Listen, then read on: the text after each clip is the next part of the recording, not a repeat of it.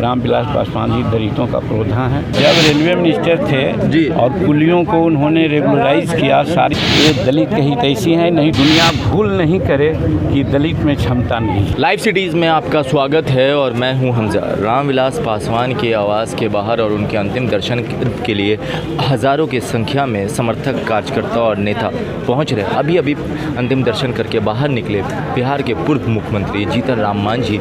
उन्होंने क्या कहा, किस बात को लेकर उनकी जो पुरानी बातें थी यादें ताज़ा हो गई, और उन्होंने ये भी कहा कि जब मैं मुख्यमंत्री बना तो उनकी कौन सी जो बातें सुनी थी, देखी थी, उस पर फोकस किया। आइए देखते हैं इस वीडियो में। शेड्यूल कास्ट के चाहे राजनीतिक हो या प्रशासनिक सेवा में हो, उसमें दक्षता की कमी ये लोग मानते रहे और उस मान्यता को रामविलास पासवान जी ने ठेंगा दिखलाया और दुनिया को बता दिया कि शेड्यूल कास्ट में भी प्रशासनिक क्षमता है।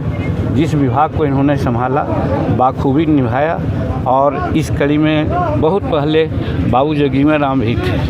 जिस तरह जिस विभाग में जाते थे विभाग सेटेलाइट हो जाता था, रामविलास पासवान जी भी उसी कड़ी को दिखलाए और समाज में एक दिया है लेसन कि दुनिया भूल नहीं करे कि दलित में क्षमता नहीं है। मांझी साहब, बहुत लंबा वक्त गुजरा है उनके साथ राजनीति का, कुछ ऐसे लम्हे आपको याद है जो रामविलास जी के याद आ रहे हो अभी?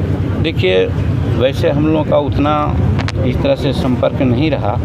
उनके काम को अखबारों से, मीडिया से देखते सुनते रहे हैं, और हमको ऐसा लगता है कि जिस दिन वो रेलवे मिनिस्टर हुए और रेलवे मिनिस्टर होने के बाद ये जो कुलियों के बारे में जो उन्होंने बात की और उसको सेवा को संतुष्ट किया, उनको हर तरह की फैसिलिटी दी, उस दिन सचमुच में हम इनके मुरीद हो गए थे और हमको लगा था कि सचमुच में रामविलास पासवान जी दलितों का प्रोधा है, डाउन टोलरेंस के बारे में सोचते हैं।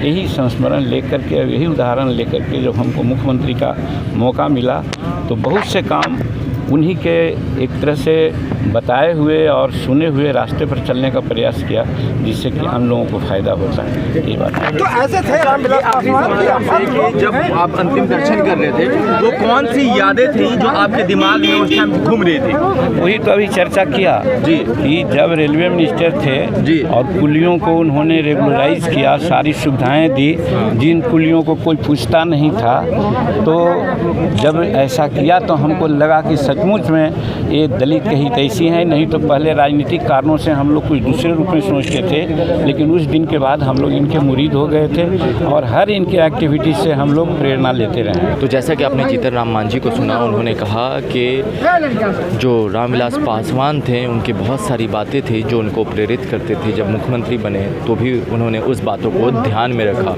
और उन्होंने, जब मैंने उनसे सवाल किया कि वो कौन सी यादें हैं जो आपके दिमाग में अंतिम दर्शन के वक्त चल रही थी, उन्होंने कहा कि जब उनकी रेलवे मिनिस्टर की कहानी थी, जो रामविलास पासवान बने थे रेलवे मिनिस्टर, वो बातें उस टाइम उनके दिमाग में भी थी।